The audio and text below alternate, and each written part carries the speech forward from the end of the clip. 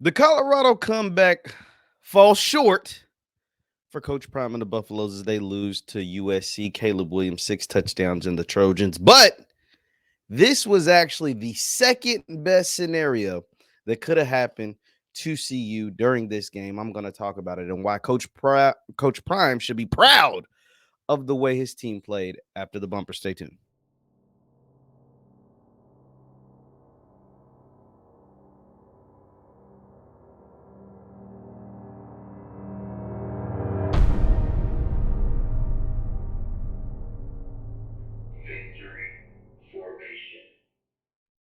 What is going on, everybody? What is going on, everybody? My name is JeffLightsyJr. This is the Victory Formation Sports Show right here on JeffLightsYJr, YouTube, Facebook, wherever you get your content. Do me a favor, hit that thumbs up button, like, share, subscribe, and the notification bell because we upload all the time. Now, you watched it. What went down this weekend? Colorado, USC, Caleb Williams, Shedeur Sanders, the Buffs, the Trojans. It was crazy. But from the jump, it looked like USC was just going to steamroll Colorado. I bet the Colorado would cover the spread. I thought the USC defense just wasn't good enough to keep Colorado out of the end zone, wasn't good enough to stop Shedeur Sanders, wasn't good enough to prevent this CU offense, even with the injuries that were taking place. But I also knew that Caleb Williams will be the best player that they face all year. Caleb Williams is the best quarterback that they've seen all year. Caleb Williams is a generational talent, and he played like it yesterday. But everything that I thought would happen did happen. It actually ended up being better for Colorado than I actually expected. I figured they'd cover the spread, but I thought they might lose by, the spread was 21.5. I thought they might lose by 14, 17, 20 maybe. Really like that 14 to 17 point range is where I thought the game might end. But no. The Buffs actually only lost by a touchdown, and it's debatable whether you feel like they could have actually had a chance to even freaking tie the game, but just the way the play calling was going down the stretch. So let's recap the game. Let me go ahead and show you some of the stats and then talk to you from my perspective, what I saw out there on the field.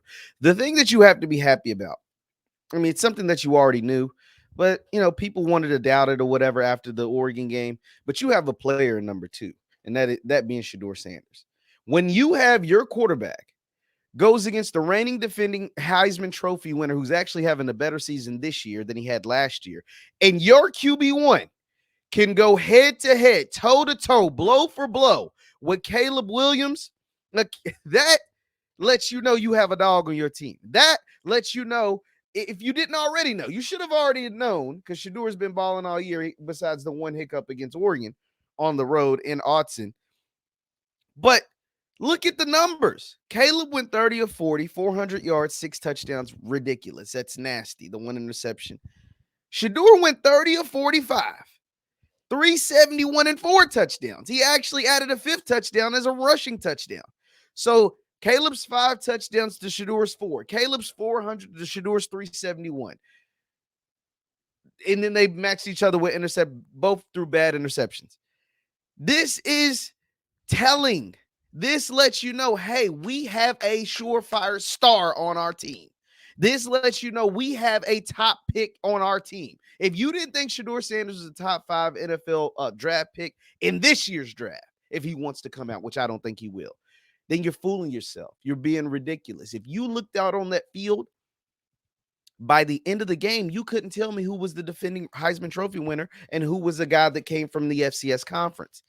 Who's only played 5 games at the FBS level. You couldn't tell me that by the end of the game. Maybe at the beginning, one team's was just one guy's team just looked that much better than the other guy's team. But by the end of it, you couldn't tell me.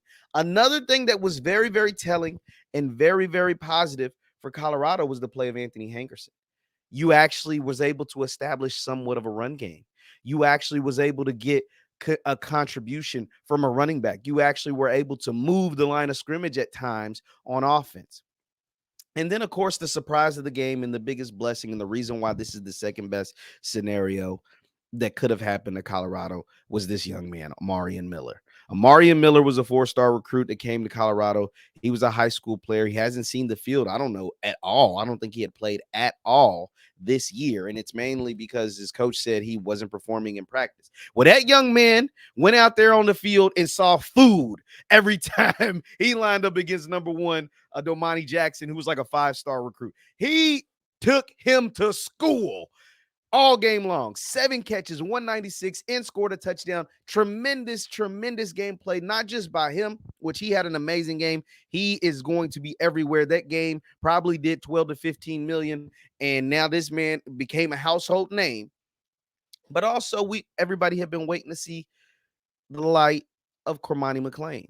And we actually got to see Cormani go out there and make some plays. Not only did he play, but he actually made some plays. He made things happen for Colorado. The man just got to practice harder. The man just got to take care of his business off the field, because I told you all, Cormani wasn't playing for lack of ability. Cormani wasn't playing because he just ain't good enough. Cormani wasn't playing because all of a sudden he just forgot how to play football after being a top 10 player in the country last year, the number one cornerback. And I told you the history of number one corners. That's a position they typically get right. And he showed you why they typically get it right. Because when he was out there, he was making plays. He was deflecting passes. They were throwing away from him. Their defense knuckled up, tightened up, and didn't give up any points in the fourth quarter. They didn't give up any points in the fourth quarter after Caleb Williams had 6 touchdowns in the game. And a big part of that, a big reason for that, was because of the play of a guy like Cormani McClain. And with, Shedeur Sanders out, Travis Hunter out, the secondary was decimated. Cormani came in there and made some plays and stepped up and showed you how dangerous this team can be when Travis is 100% on one side and Cormani got his head on right and is on the other side. That team can really make some plays on the defensive side of the ball at moving towards the back end of this year, and especially going into the Big 12 for next year. Why was this the second best scenario? Well, the reason why this was obviously the first best scenario would be winning, making the full comeback and winning that game. But this was the second best scenario for your team, and here's why. You're not going to play another quarterback like Caleb Williams. You're not going to play another offense. You're going to play some good offenses. Don't get me wrong. Cam Ward is a really good quarterback. Washington State's got a good offense. DJU can play. Oregon State's a good offense. Utah can play. Cam Rising, especially if he's healthy, they can play. That's a good offense. But you're not going to see another offense like Caleb Williams. You gave up 48 points. It is what it is. Most of that coming in the first half. The reason why this was the second best scenario is because of the play of Omarion Miller and Cormani McClain. What does this do? What does a game like this do for Colorado? Obviously, there's no such thing as moral victories, inside the locker room, but from people that watch the game, you can take something away. One thing that I mainly took away is the USC's in trouble. As good as I thought USC could be this year, as good as Caleb Williams is, as good as that offense is, that defense is horrible. Like that defense with this Pac-12, with Utah and the way they can play defense and how hard-nosed they are, and with Washington and the way they can score, USC is in a world of trouble. Alex Grinch should not be the defense coordinator of USC. They've got their own issues, but I'll let you go figure that out. Why this was the second best scenario for Colorado is because you did see 2 true freshmen go out there and make things happen. Now, the story of Colorado this whole year obviously has been all the transfers, because they rebuilt the entire team essentially, for the most part, from the transfer portal. But what they have shown throughout the course of this year, and especially in this USC game, and why this is going to be big for them moving forward, is that if you can make plays and you're a freshman, you can play here. If you can come out here and make plays and do something, I don't care what classification, there's no politics going on. If you can make plays, you're going to get an opportunity to play, and you're going to play in front of the biggest, brightest stages in college football. That works wonders in recruiting. Think about the message that Deion Sanders is able to tell the recruits that attended this game, and was a bunch of them. Guess what he's able to tell them? Look who was the stars for us today. Omarion Miller, true freshman. Cormani McClain, true freshman. Dylan Edwards has been a star previously. He's played a bunch. True freshman. And what are we missing? We're going to score points. If you're an offensive guy, Aaron Butler or whoever, and you want to come over here and make things happen on the offensive side, we're going to score points. We got offense court, we got the system that's going to score points. But if you're a true freshman and you're a dog, I need you on the defensive side of the ball.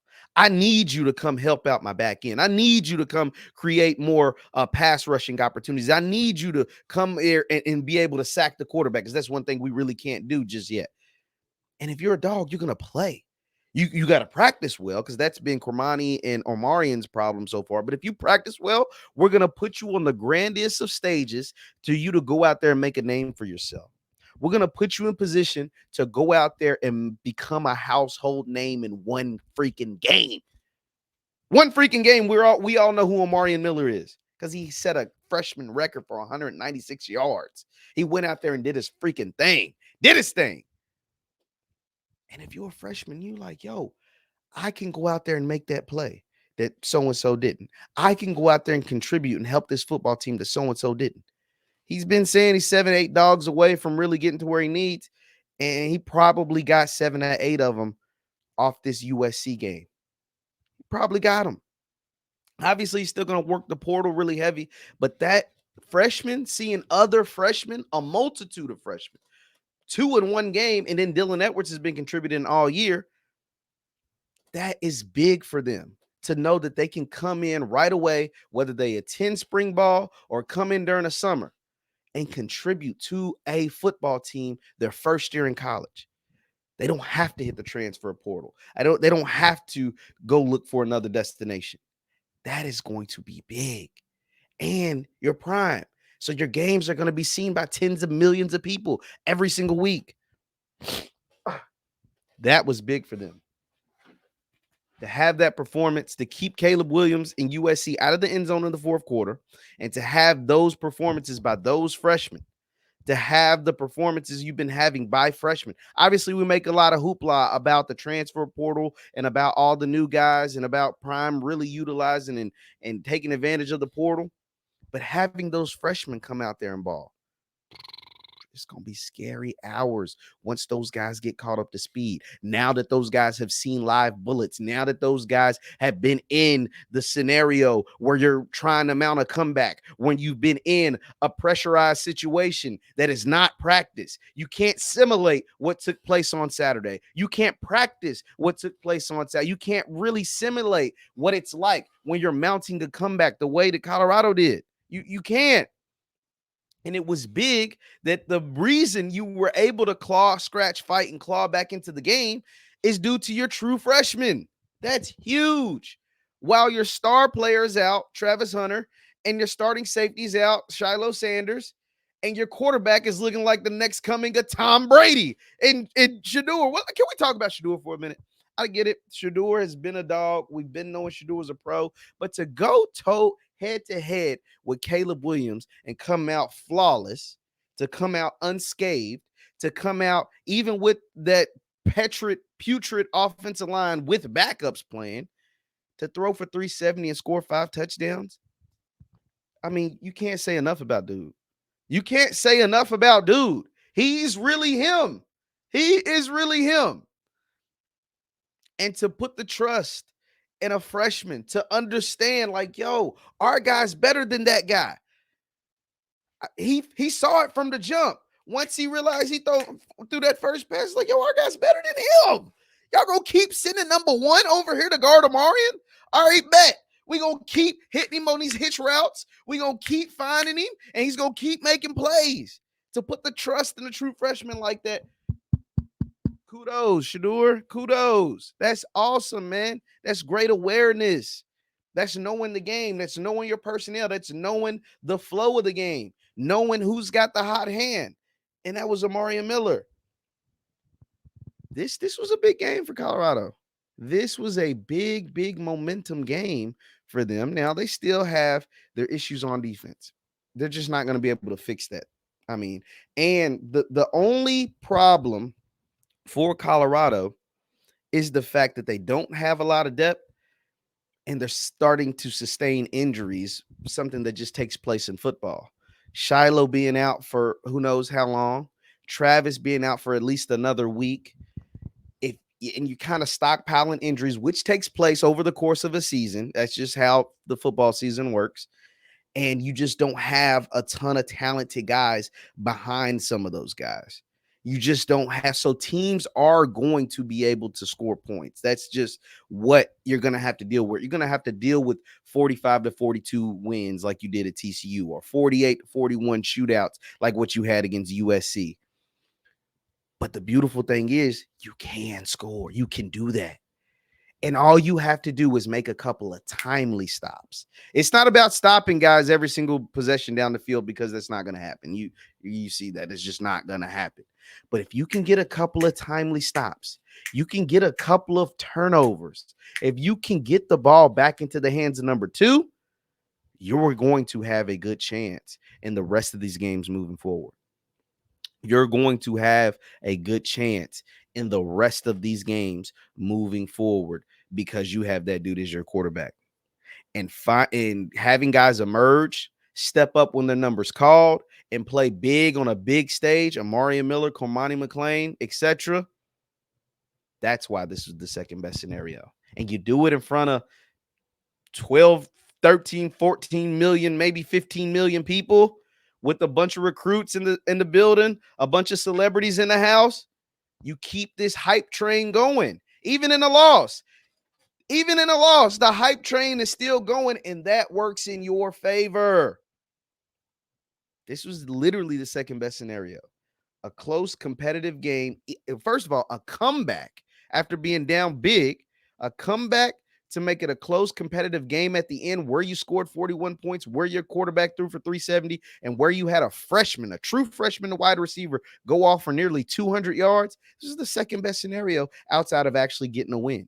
Now, the coaches aren't going to say that publicly anyway. They're not going to say how thrilled they are about what took place.